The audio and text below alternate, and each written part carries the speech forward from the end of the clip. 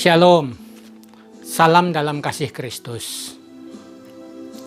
Renungan harian kita pada hari ini berjudul Apapun Juga Menimpamu.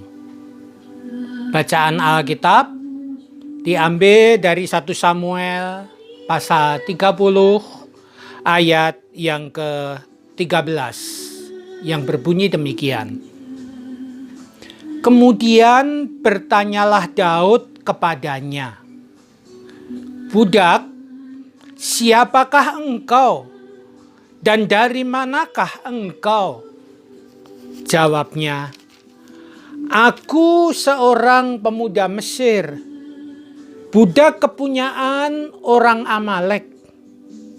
Tuanku meninggalkan aku karena 3 hari yang lalu aku jatuh sakit."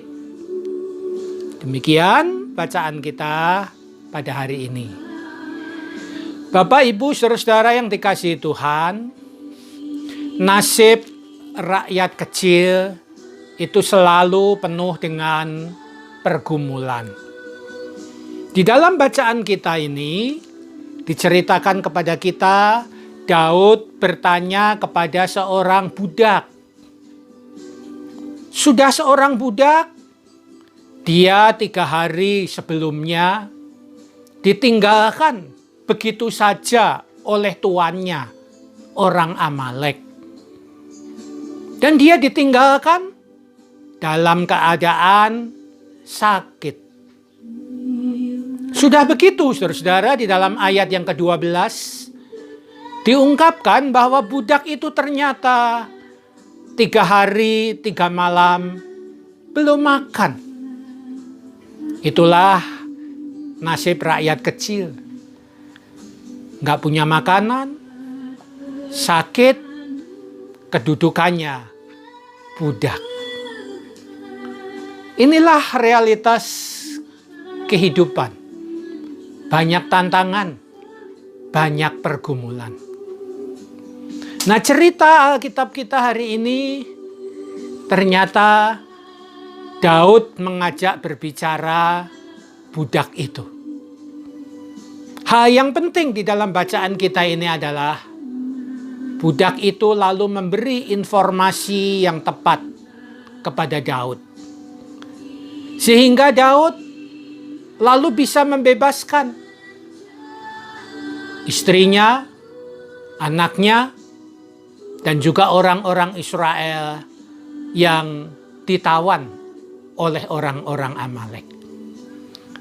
Nah, disinilah saudara-saudara, cerita ini mempunyai makna kepada kita.